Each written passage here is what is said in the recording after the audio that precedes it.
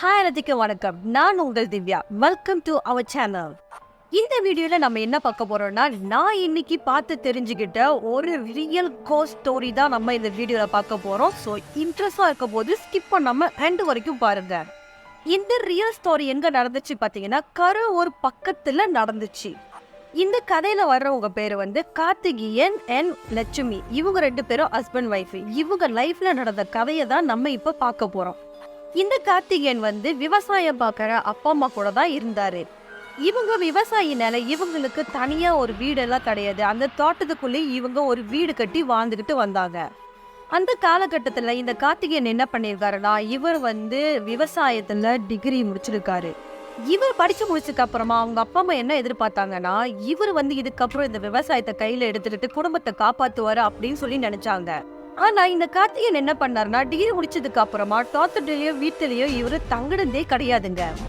தண்ணி அடிக்கிறது, வெளியில சுத்துறது, இந்த மாதிரி விஷயங்களை இவர் செய்ய ஆரம்பிச்சாரு. இதை கொஞ்ச நாள் பார்த்துட்டு இருந்த பேரண்ட்ஸ் வந்து அவங்களுக்கு வந்து சுத்தமா பிடிக்கல. அதுக்கப்புறம் அவங்க என்ன முடிவெடுத்தாங்கன்னா, கல்யாணம் பண்ணி வச்சானேச்சோ இவன் மாறுவானா, விவசாயத்தை கையில எடுப்பானா அப்படின்னு சொல்லி யோசிக்க ஆரம்பிச்சாங்க.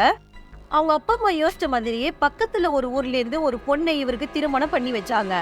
கல்யாணம் பண்ணி வச்சு இவன் மாறுவானா அப்படின்னு சொல்லி பார்த்தாக்கா, இவர் வந்து மாறவே இல்லைங்க. அப்பயும் அப்படிதான் இருந்தாரு. அவங்களோட வைஃப் வந்து அவங்க அப்பா அம்மா கிட்ட விட்டுட்டு இவர் வந்து ஃப்ரெண்ட்ஸோட ஊரை சுத்திட்டு தண்ணி அடிச்சிட்டு நைட்டு தான் வீட்டுக்கு வருவாரு. 2-3 மாசம் இப்படியே போய்கிட்டு இருக்கு. ஸோ இதுக்கப்புறம் அவங்களால பொறுக்க முடியல. அவங்க அப்பா அம்மா என்ன பண்றாங்கன்னா, ஒரு முடிவு எடுக்கிறாங்க. இவன் வந்து நம்ம கூடயே இருக்கிறதால தான் இவனுக்கு வந்து கஷ்டம் எதுவுமே தெரிய மாட்டுது. ஸோ எதுவுமே கண்டுக்க மாட்டான். இவனுக்கு வந்து தனியா அனுப்பி வச்சுட்டோம்னா அதுக்கப்புறம் அவனாச்சும் அவன் குடும்பம் வச்சு அவன் பார்த்துப்பான் அப்படின்னு சொல்லி இவங்க முடிவு எடுக்கிறாங்க. அப்போ வந்து கார்த்திகேயன் என்ன சொல்றாருன்னா, நீங்க என்னை தனியா அனுப்பிட்டீங்க, என்கிட்ட ஒண்ணுமே இல்லையே, நான் என்னத்தை வச்சு குலைக்கிறது அப்படின்னு சொல்லி கேட்கிறாரு. அதுக்கு உடனே அவங்க அப்பா அம்மா சொல்றாங்க, நான் வந்து உனக்கு 2-3 ஏக்கர் நிலத்தை வந்து குத்தகைக்கு எடுத்து கொடுத்துட்றேன், நீ வந்து அதை பார்த்துக்கோ, நீ தான் அக்ரிகல்ச்சர் படிச்சிருக்கிய அப்படின்னு சொல்லி சொல்றாங்க. ஸோ இதுக்கு வந்து கார்த்திகேயன் சரின்னு சொல்லிட்டு, ஏன்னா வேற வழி இல்லை, இதெல்லாம் செஞ்சு ஆகணும்ட்டுன்னு அவரும் அப்பா அம்மா சொன்னதுக்கு ஓகேன்னு சொல்லிடுறாரு. அவங்க அப்பா அம்மா என்ன சொல்றாங்கன்னா, அவங்களுக்கு தெரிஞ்ச ஃப்ரெண்ட்ஸ் அண்ட் ஃபேமிலி அவங்க கிட்டலாம் சொல்றாங்க, 10 கிலோமீட்டருக்கு அங்கிட்டு இருக்கிற ஏதாவது ஒரு 3 ஏக்கர் உள்ள நிலம் வந்து வேணும் அப்படின்னு சொல்லி கேட்குறாங்க. ஸோ தேடினாலும் அவங்களுக்கும் அந்த நிலம் கிடைக்கிது. அவங்க அப்பா அம்மாக்கு எப்படி ஒரு தோட்டத்திலே வீடு இருக்குதோ அதே மாதிரி இவங்களுக்கும் ஒரு தோட்டத்திலே ஒரு வீடு வச்சு ஒருத்தவங்க வந்து குத்தகைக்கு கொடுக்குறாங்க. அந்த குத்தகை கொடுக்குறவங்க வந்து அந்த இடத்துலயே வந்து ஒரு கிணறு வச்சிருக்காங்க. பழைய கிணறு ஒன்று இருக்குது 500 மீட்டருக்கு பின்னாடி. இன்னொரு புது கிணறு வந்து மின்னிக்கே வச்சிருக்காங்க. அந்த மின்னிக்கே இருக்கிற அந்த கிணறை தான் இவங்க வந்து விவசாயத்துக்கு பாய்ச்சிட்டு இருக்காங்க. அந்த பழைய கிணறு இருக்குல்ல, அது வந்து ரொம்ப ஆழமான கிணறு. சூரிய ஒளி பட்டா கூட நம்ம பகல்லே நம்ம எட்டி பட்டோம்னா நமக்கு வந்து அது இருட்டா தான் தெரியும், உள்ளுக்கு என்ன இருக்குன்னே தெரியாது. அந்த மாதிரி அது கிணறு. அந்த அளவுக்கு ஆழமா இருக்கிற அந்த கிணறுல வந்து தண்ணி வத்தி போய் அப்படியே செடியெல்லாம் மறைஞ்சி அப்படியே புதர்காம இருக்குதுங்க. ஸோ இந்த மாதிரி இடத்துல தான் கார்த்திகேயனோட மனைவியும் போய் வாழ போறாங்க. அந்த தோட்டத்துல வந்து இந்த கார்த்திகேயன் என்ன பண்றாருன்னா, கடலை விவசாயத்தை செய்ய ஆரம்பிக்கிறாரு. அந்த தோட்டத்துக்கு போனதுக்கு அப்புறமா 1 மாசமா அவங்க சந்தோஷமா வாழ்ந்துட்டு இருந்தாங்க. ஆனா அங்க அதுக்கப்புறமா தான் அமானுஷம் ஆரம்பிச்சிச்சு. அதுக்கப்புறம் என்ன நடந்துச்சு பார்த்தீங்கன்னா, அவங்க குத்தகைக்கு விட்டுருக்காங்க பார்த்தீங்கன்னா, அந்த விவசாயி இருக்காங்க ஓனரு. அவங்க வந்து ரொம்ப வயசானவங்க. ஸோ அவர்னால அங்கே மறுபடியும் விவசாயம் பார்க்க முடியாதனால 2 கிலோமீட்டருக்கு அங்கிட்டு இருக்கிற ஒரு ஊரில் போயிட்டு வீடு கட்டி இருக்கிறாரு. சரி, நமக்கு வயசாச்சு, இனிமேல் நம்ம விவசாயம் பண்ண முடியாது அப்படின்ற ஒரு காரணத்தினால தான் இந்த கார்த்திகேயனுக்கு இவருக்கு குத்தகைக்கு விட்டுருக்காரு. இப்போ இந்த கார்த்திகேயன் இருக்கிற வீட்டில் தான் அந்த வயசான விவசாயி இருந்திருக்காரு. ஸோ அவர் வந்து இவங்ககிட்ட என்ன சொல்கிறாங்கன்னா, இந்த வீட்லேயே நீங்கள் இருந்துக்கலாம், ஒன்றும் பிரச்சனை இல்லை. இந்த 3 ஏக்கரோடு சேர்த்து இந்த மாடுலாம் இருக்குது பார்த்தீங்களா, அந்த மாடெல்லாம் அங்கே கொஞ்சம் இருக்குது. ஆனால் இந்த மாடை வந்து ஒரு 4 மணி 3 மணி விடிய காலையில் வந்து நான் பால்லாம் கறந்துட்டு போயிடுவேன் அப்படின்னு சொல்லி இவர் ஒரு கண்டிஷன் போடுறாரு. அப்படி நான் சொன்ன பார்த்தீங்கன்னா 1 மாதம் ஆகுதுன்ட்டுன்னு. ஸோ 1 மாதம் வரைக்கும் எந்த பிரச்சனையும் இல்லை. 1 மாதம் ஆனதுக்கு அப்புறமா இவங்க காலையில் என்ன நடக்குதுன்னா, இந்த கார்த்திகேயனோட ஒய்ஃப் இருக்காங்க லட்சுமி, அவங்க வந்து காலையில் கோயிலுக்கு போகணும் அப்படின்ட்டுன்னு இவங்க என்ன பண்ணுறாங்கன்னா, இந்த பக்கத்தில் இருக்கிற மாடு இருக்குல்ல, அந்த சாணத்தை எடுத்து வந்துட்டு வீட்டில் தெளித்து கோலம் போடலாம் அப்படின்னு சொல்லி இவங்க நினைக்கிறாங்க. அப்போ இவங்க வந்து ஏர்லியாக 4 மணிக்கு எணிக்க ஆரம்பிக்கிறாங்க. நார்மலாவே இந்த மாட்டு தொழுவத்துல நீங்க பார்த்தீங்கன்னா, லைட் இருக்காது. அ அந்த வயசானவரோட 8 மாடு, அப்புறம் இவங்களோட 2 மாடுன்ட்டுன்னு மொத்தம் 10 மாடு இருக்கு. ஸோ அந்த மாட்டு தொழுவம் வந்து ரொம்ப பெருசா இருக்குது. ரொம்ப நீட்டா இருக்குது. அப்ப இவங்க என்ன பண்றாங்க, சரி போய் சாணி எடுக்க போலான்னு சொல்லிட்டு இவங்க போறாங்க. இவங்க போயிட்டு அந்த சாணிய எடுத்துட்டு கொஞ்சம் திரும்பும்போது அந்த கேப்ல என்ன நடக்குதுன்னா, அந்த வயசான தாத்தா இருக்காருல்ல, அவரு வந்து அந்த இடத்துல வந்து என்னது மார்னிங் டைம் இந்த மாதிரி ரெஸ்ட் எடுக்கிறதுக்கு ஒரு கட்டில் அங்கே போட்டு வச்சிருந்தாரு. அந்த கட்டில்ல வந்து ஒரு பெண் வந்து தாவணி போட்டுக்கிட்டு அதில் உட்காந்து இருக்கிற மாதிரி இவங்க பார்க்குறாங்க. லட்சுமி நல்லா கிளியரா பார்க்குறாங்க. அதுக்கப்புறம் யார் இந்த பெண்மணி, நம்ம இங்கே இவங்க பார்த்ததே இல்லையா அப்படின்னு சொல்லிட்டு அந்த கட்டில் பக்கத்துல இவங்க போறாங்க.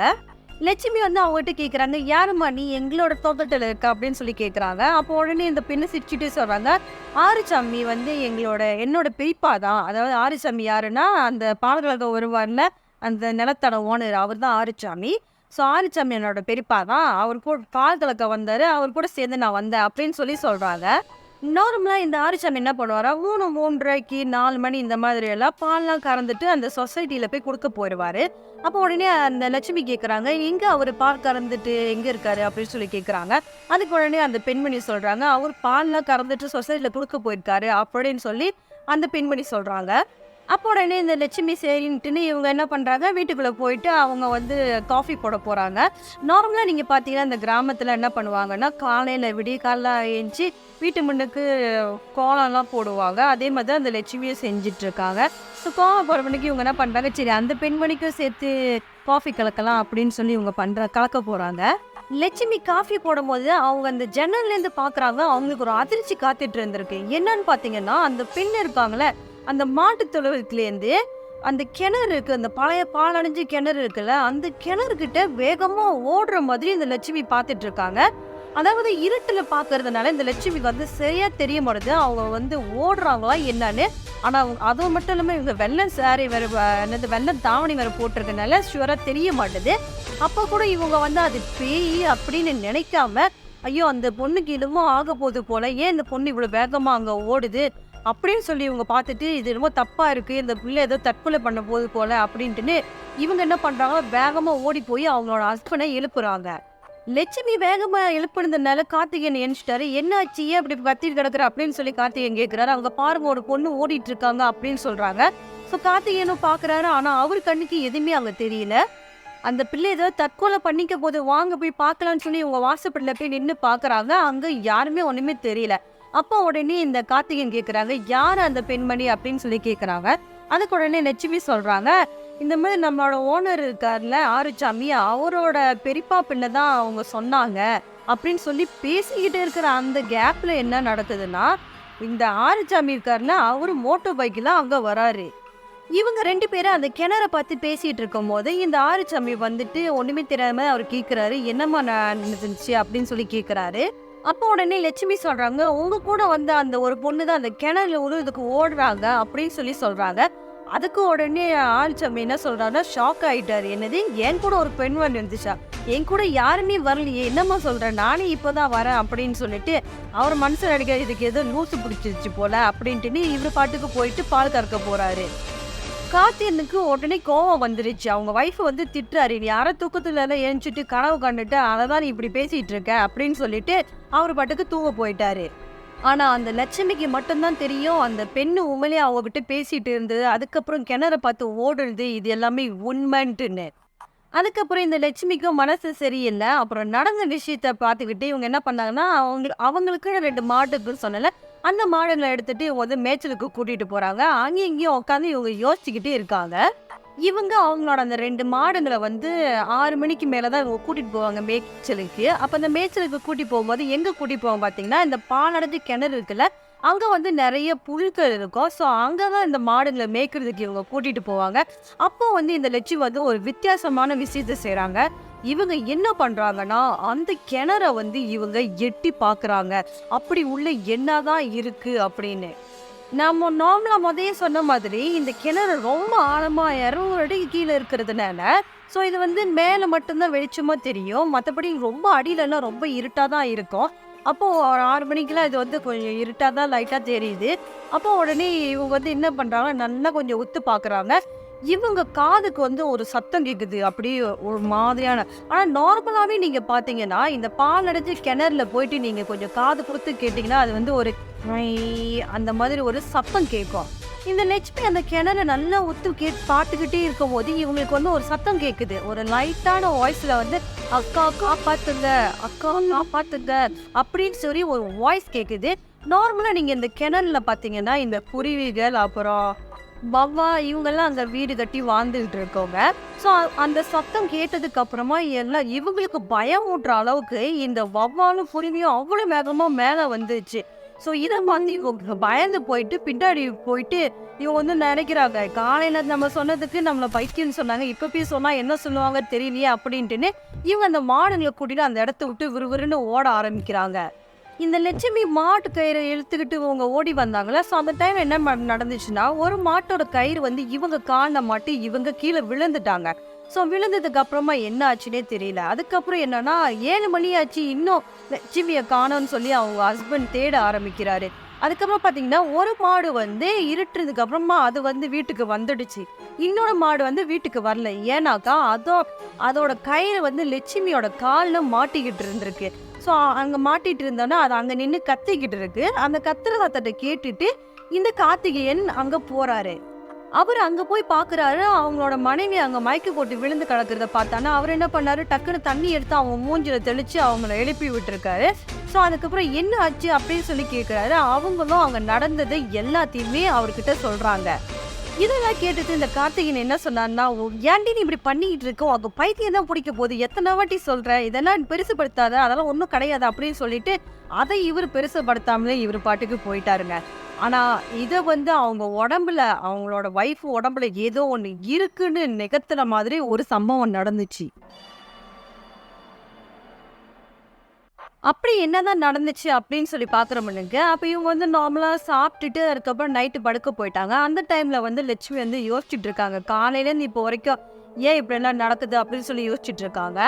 ஒரு 2, 3 மணி போல என்ன நடக்குதுன்னா, இந்த கார்த்திகேயன் எனிச்சு பார்க்குறாரு. அவங்க பக்கத்துல வந்து அவங்க ஒய்ஃப் இல்ல. ஸோ அப்ப அவர் என்ன நினச்சுக்கிறாருன்னா, லட்சுமி வந்து வாஷ்ரூமுக்கு போயிருக்காங்க. வாஷ்ரூம் வந்து கொஞ்சம் வெளியில இருக்கு. ஸோ வாஷ்ரூம் போயிருப்பாங்க அப்படின்னு நினச்சிட்டு பேசாம இருக்காரு. ரொம்ப நேரம் பார்க்குறாரு. ஆனா லட்சுமி வரவே இல்ல. அப்புறம் அவர் ரொம்ப பயந்துட்டாரு. அதுக்கப்புறம் என்ன பண்ணாருன்னா, டார்ச் எடுத்துக்கிட்டு அந்த நிலத்து ஃபுல்லா சுத்தி போய் பார்க்குறாரு. லட்சுமி லட்சுமின்னு கூப்பிடுறாரு. ஆனா லட்சுமி சத்தம் கேட்கவே இல்ல. என்ன மாதிரி சத்தம் கேட்குதுன்னா, அவங்க ஒய்ஃப் வந்து யார் கூடயோ சிரிச்சு சிரிச்சு பேசிட்டு இருக்கிற மாதிரி சத்தம் கேட்குது. இவன் லட்சுமியோட சவுண்டு கேட்டு போய் பார்க்குறாங்க. இந்த மாட்டு தொழுவத்துல ஃபர்ஸ்ட் அந்த கட்டில்ல அந்த பேய் உட்காந்து பேசிட்டு இருந்தாங்க அந்த பெண்மணி. அந்த இடத்துல இவங்க லட்சுமி வந்து உட்காந்து சிரிச்சு சிரிச்சு பேசிட்டு இருக்காங்க. ஆனா அங்க வந்து யாருமே இல்ல. அப்போ இந்த கார்த்திக் என்ன பண்றாருன்னா, பார்த்துட்டு இவளுக்கு ஏதோ மனநோய் தான் பிடிச்சிருச்சு அப்படின்னு சொல்லிட்டு ஏண்டின்னு அப்படின்னு சொல்லி கூப்பிடுறாரு பாருங்க. அப்ப அவங்க வைஃப் என்ன பண்ணாங்கன்னா, திரும்பி ஓங்கி பலான்னு ஒரு அறை விட்டாங்க பாருங்க சப்புன்னு. அதுக்கப்புறம் அவரு பயங்கரமாச்சு அடி. இந்த மாதிரி அடி அவர் வாங்கினதே இல்லைன்னு சொன்னாரு. அதுக்கப்புறம் அந்த கையை அச்சு வந்து 3 நாளைக்கு அவங்க மூஞ்சி விட்டு போகவே இல்லை. அப்படி வீங்கி போயிடுச்சு அவரோட கண்ணம். அப்போதான் கார்த்திகேயனுக்கு தெரிய வருது, அவங்க ஒய்ஃப் உடம்புல வேற ஏதோ ஒரு ஆத்மா இருக்கு அப்படின்னு. அப்போ உடனே அவர் என்ன பண்றாருன்னா, அவரோட அப்பா அம்மாவுக்கு கால் பண்ணி சீக்கிரம் வாங்க அப்படின்னு சொல்லி நடந்த விஷயத்தெல்லாம் சொல்லி வர வைக்கிறாரு. அதுக்கப்புறம் அவரோட அப்பா அம்மா வந்ததுக்கு அப்புறமா அவங்க வந்து உடனே கேட்குறாங்க, "நீ யாரு என்னோட மருமக உடம்புல பூந்துக்கிட்டு இருக்க?" அப்படின்னு சொல்லி கேட்டாங்க. அவங்களையும் மரியாதை இல்லாம இவங்க பேசியிருக்காங்க. "நான் உன்னோட மருமக இல்லடா, என்னோட பேரு மைதிலி, இந்த தோட்டத்தோட ஓனரை வர சொல்லுடா" அப்படின்னு சொல்லி அந்த பெண்மணி பேச ஆரம்பிக்கிறாங்க. இவங்க உடனே அந்த ஓனருக்கு ஃபோன் பண்ணி சொல்றாங்க நடந்ததெல்லாம் சொன்னோன்னா. அவங்க ஓனரும் சரி வரோன்னு சொல்லிட்டு அவங்களும் அவங்களோட ஒய்ஃபும் சேர்ந்து வராங்க மோட்டருங்க. ஸோ வந்ததுக்கு அப்புறமா அந்த பேய் பூந்துட்டு இருக்கிற லட்சுமி இருக்காங்கள, அவங்க வந்து பெரியம்மா அப்படின்னு சொல்லி அந்த ஓனரோட ஒய்ஃபை கட்டி பிடிச்சி அழுகுறாங்க. அவங்க கேட்குறாங்க, "நீ யாரும்மா?" அப்படின்ட்டுன்னு. உடனே இவங்க சொல்றாங்க, "என்ன பெரியம்மா, என்ன உங்களுக்கு தெரியலையா? நான் தான் மைதிலி" அப்படின்னு சொல்லி பயங்கரமா அழுவ ஆரம்பிக்கிறாங்க. அப்ப அந்த பெரியம்மா கேட்குறாங்க, "என்னதான் ஆச்சு உனக்கு?" அப்படின்னு சொல்லி கேட்குறாங்க. அப்போ உடனே மைதிலி சொல்றாங்க, "என்ன பெரியம்மா, நான் காணாம போயிட்டு எவன் கூட ஓடி போல. நீங்க யாருமே என்னை தேடல. நான் இறந்து போய் 1 வருஷம் ஆகுது. என்னோட உடை வந்து அந்த பாழடைஞ்ச கிணறுக்குள்ள தான் இருக்கு" அப்படின்னு சொல்லி ஓன்னு அழுகுறாங்க. இதை கேட்டதுக்கு அப்புறமா அந்த தோட்டத்தோட ஓனர் அவங்க ஹஸ்பண்ட் ஒய்ஃப் 2 பேத்துக்குமே பயங்கர அதிர்ச்சி ஆச்சு. இந்த மைதிலிக்கு என்ன ஆச்சுன்னு உங்களுக்கு நான் அப்புறம் சொல்றேங்க. அண்ணன் இவங்க என்ன பண்றாங்க, இவங்க வந்து இன்னும் ஒரு கப்புள்ஸ்க்கு வந்து ஃபோன் பண்ணி அவங்கள வர சொல்றாங்க. ஸோ வந்ததுக்கு அப்புறமா இந்த பெண்மணி என்ன பண்றாங்கன்னா, அவங்களையும் கட்டிப்பிடிச்சு அழுகுறாங்க. அவங்களையும் இவங்க வந்து அம்மா தான் சொல்றாங்க. "அம்மா உங்களுக்கு என்ன தெரியலையா? நான் தான் மைதிலி" அப்படின்னு சொல்லி நடந்ததை இவங்க சொல்லி அழுகுறாங்க. அந்த மைதிலி உடனே சொல்றாங்க, "நான் வந்து யாரையும் கூட்டிட்டு ஓடல. நீங்க வந்து என்னோட காதல அக்செப்ட் பண்ணாதனால நான் இந்த கிணத்துல விழுந்து இறந்து போயிட்டேன். அப்படி 1 வருஷமா நான் இங்க தான் இருக்கிறேன்" அப்படின்னு சொல்லி இவங்க அப்படி அழுகுறாங்க. அதுக்கப்புறம் அவங்க என்ன பண்றாங்கன்னா, அங்க இன்னும் சில பேரை வந்து கூப்பிடுறாங்க. ஸோ அதுக்கப்புறம் காலையிலேயே ஆயிடுச்சு. விடிய காலையில ஆனோனே அந்த ஊர்ல சில பேரை கூப்பிட்டு அந்த கிணறுல வந்து இறங்க சொல்றாங்க. இறங்கி பார்க்க சொல்றாங்க. ஸோ சில பேர் அந்த கிணறுக்குள்ள இறங்கி பார்க்குறாங்க. அதுக்கப்புறமா தெரியுது அந்த கிணத்துல வந்து செதை எதுவுமே இல்ல. ஒன்லி எலும்புக்கூடு மட்டும் இருக்கு. அந்த உள்ள போனவங்க வந்து ரிப்ளை பண்றாங்க. "ஆமாங்க, இந்த கிணறுக்குள்ள ஒரு எலும்புக்கூடு இருக்குது" அப்படின்னு சொல்லி ரிப்ளை பண்றாங்க. அதுக்கப்புறமா உடனே காவல்துறைக்கு இன்ஃபார்ம் பண்றாங்க. அவங்க வந்து என்ன நடந்துச்சுன்னு சொல்லி எல்லாம் விசாரிச்சுட்டு இருக்காங்க. ஸோ என்னதான் நடந்துச்சுன்னு சொல்லி பார்த்தோம்னா, இந்த மைதிலியும், இந்த நிலத்தோட ஓனரும், அந்த பெண்ணோட அப்பா அம்மாவும் இவங்க எல்லாமே ஒரு கூட்டு குடும்பமா தான் இந்த நிலத்துல வாழ்ந்துட்டு வந்திருக்காங்க. அப்படி இருக்கும்போது இந்த பண்ணையில வேலை செஞ்ச ஒருத்தரை வந்து இந்த மைதிலி வந்து காதலிச்சுட்டு இருந்திருக்காங்க. அந்த பையனை குடும்பத்தோட சேர்த்து மிரட்டியிருக்காங்க. குடும்பத்தோட ஒழுங்கா போயிருங்க. போகும்போது இந்த பொண்ணுகிட்ட நீங்க சொல்லாம போயிரணும் அப்படின்னு சொல்லியிருக்காங்க. ஸோ அவங்களும் அந்த இடத்த விட்டு போயிட்டாங்க. ஆனா எங்க போயிட்டாங்கன்னு யாருக்குமே தெரியாது. அதுக்கப்புறம் இந்த பொண்ணுக்கு மைதிலிக்கு வந்து ஒரு வரனை பார்த்து கல்யாணம் பண்ணி வைக்கலான்னு சொல்லி ஏற்பாடு பண்றாங்க. இந்த மைதிலி என்ன பண்ணியிருக்காங்கன்னா, தன்னோட காதலை இழந்ததுக்கு அப்புறமா அவங்க என்ன பண்ணியிருக்காங்கன்னா, அந்த கிணத்துல போயிட்டு ஒரு 5, 6 மணி போல போய் குதிச்சு விழுந்துட்டாங்க. நான் ஏற்கனவே சொன்ன மாதிரி இந்த கிணறு வந்து ஒரு 150, 200 அடிக்கு ரொம்ப ஆழமா இருந்ததுங்க. ஸோ இவங்க குதிச்ச அந்த டைம்ல வந்து மழைக்காலங்க. தண்ணி வந்து கொஞ்சம் நிறைஞ்சு இருந்திருக்கு. பொதுவாகி உள்ள யாராவது இறந்துட்டாங்கன்னா, ஸோ அந்த 2, 3 நாள்ல வந்து அந்த உடம்பு வந்து மேலே வந்துடும். ஆனா இவங்களோட உடம்பு வந்து அங்க சில புலிகள் எல்லாம் அந்த மாதிரி இருந்திருக்கு. இவங்களோட உடல் வந்து அதுல போய் மாட்டிக்கிட்டு மேலே வராம இருந்திருக்கு. அதோட சேர்த்து தண்ணி இருந்துச்சுன்னா அந்த துர்நாற்றம் வந்து கொஞ்ச நாளைக்கு வராம இருக்கும். அப்புறம் இந்த பொண்ணு அங்க காணோம் அப்படின்ட்டுன்னு அந்த பெரியம்மா, அந்த அப்பா அம்மா எல்லாம் என்ன முடிவு பண்றாங்கன்னா, அந்த பையனை தேடி இவ ஓடி போயிட்டா அப்படின்னு சொல்லி இவங்க முடிவு பண்றாங்க. ஆனா இவங்க கிணத்துல விழுந்திருக்காங்கன்றது இவங்களுக்கு தெரியாது. இவங்க முடிவு பண்ணிட்டாங்க. 1 வருஷம் ஆயும் இவங்க எல்லாம் என்ன நினைச்சிருக்காங்கன்னா, அவ வந்து அவன் கூட எங்கேயோ வாழ்ந்துகிட்டு தான் இருக்கா அப்படின்னு சொல்லி நினைச்சிருக்காங்க. ஆனா இவருங்க கிணத்துல உழுந்து இறந்துருப்பாங்கன்னு யாருமே நினைக்கல. இந்த டைம் வந்து நமக்கு ஒரு கேள்வி வருது. அவங்க கிணத்துல விழுந்தாங்கல்ல, விழுந்து செத்து போனதுக்கு அப்புறமா அந்த நாத்தம் வந்திருக்குமே அப்படின்ட்டுன்னு. அதாவது அந்த இடத்துல என்ன நடந்துச்சுன்னா, நார்மலாவே அந்த இடத்துல வந்து நாய் வந்து விழுந்து செத்து போகுமா. ஸோ அதுங்க செத்து போனா அந்த துர்நாற்றம் வருதுன்னு இவங்களும் அப்படி நினைச்சிட்டு அதை அப்படி பெருசுபடுத்தாம விட்டுட்டாங்க. இந்த விஷயத்தை எல்லாமே மைதிலின்ற இந்த ஆத்மா வந்து லட்சுமியோட உடம்புல பூந்து எல்லாத்தையுமே புட்டு புட்டுன்னு வச்சுட்டு இருக்காங்க. இத்தனை வருஷம் அந்த பேய் யார் கண்ணுக்கும் படாம திடீர்னு ஏன் இவங்க கண்ணுக்கு படணும் அப்படின்னு சொல்லி நீங்க பாத்தீங்கன்னா, ஏன்னாக்கா அந்த பேய் இருக்குதுல்ல, அவங்க இறந்து போனாங்கள, அவங்க வந்து 1 வருஷம் ஆனதுக்கு அப்புறமா தான் அவங்களோட தோற்றம் வந்து இவங்களுக்கு அந்த மாட்டு கொட்டாயில தெரிய ஆரம்பிச்சிருக்கு. அந்த ஆத்மாக்கு முதல் திதி நடக்கிற அந்த நாளைக்கு தான் அந்த ஆத்மா வந்து உருவம் எடுத்து வந்து நடந்த எல்லா விஷயத்தையுமே சொல்லிடணும்னு சொல்லி இந்த பொண்ணுகிட்ட சொல்லிடுக்கு. இது எல்லாமே கேட்டதுக்கு அப்புறமா இந்த மைதிலியோட பெற்றோர்களும் பெரியப்பா பெரியம்மாவும் கதறி கதறி அழுந்திருக்காங்க. அந்த மைதிலி ஆத்மா கடைசியா என்ன சொல்றாங்கன்னா, எனக்கு நீங்க வந்து இறுதி சடங்கு செஞ்சு முடிச்சாதான் நான் இந்த கிணறை விட்டு இந்த நிலத்தை விட்டு போக முடியும். ஸோ இதை செய்யுங்க அப்படின்னு சொல்லி அவங்க கேட்குறாங்க. அதே அந்த மைதிலி கேட்ட விஷயத்த அந்த திதி எல்லாமே அந்த ஃபேமிலி மெம்பர்ஸ் வந்து அந்த கிணறை சுற்றி எல்லாமே திதியெல்லாம் செஞ்சு முடிச்சாங்க. இந்த திதியெல்லாம் செஞ்சதுக்கு அப்புறமா தான் இந்த லட்சுமி இருக்காங்க, கார்த்திகேயனோட ஒய்ஃப் லட்சுமி இருக்காங்க, அவங்க உடம்புல இருக்கிற இந்த மைதிலியோட ஆத்மா மேலுலகம் போய் சேர்ந்துருக்குன்னு சொல்லி முடிச்சிருக்காங்க. லாஸ்டா கேட்ட உடனே இந்த மைதிலிக்கு என்ன நடந்துச்சு அப்படின்னு சொல்லி கேட்ட உடனேயே எனக்கு ரொம்ப கவலையாச்சு. சரி, இந்த வீடியோல நம்ம எல்லாமே இந்த கதையை பத்தி ஃபுல்லாவே தெரிஞ்சுக்கிட்டோம். ரியல் ஸ்டோரி தெரியுமாங்க, ரியல் ஸ்டோரி நடந்த விஷயம்தான் இது. ஸோ அடுத்த வீடியோவில் இன்னும் நல்ல ரியல் ஸ்டோரி உங்களுக்காண்டி நான் கொண்டு வரேன். யாரெல்லாம் என் சேனலை சப்ஸ்கிரைப் பண்ணியிருக்கீங்க உங்க எல்லாத்துக்குமே ரொம்ப ரொம்ப ரொம்ப நன்றி. அப்போ சப்ஸ்கிரைப் பண்ணாமலே பார்த்துட்டு இருக்கீங்க பார்த்தீங்களா? சும்மா இந்த பட்டனை தட்டி விடுறதுல உங்களுக்கு என்ன வரப்போகுது? ஒரு பட்டனை தட்டி விட்டு தான் பாருங்களேன். நானும் ஹாப்பியாக இருப்பேன், நீங்களும் இப்போ கதையை கேட்ட மாதிரி இருக்கும்ல. ஓகே, அடுத்த வீடியோவில் உங்களை சந்திக்கிறேன். அது வரைக்கும் பாய்.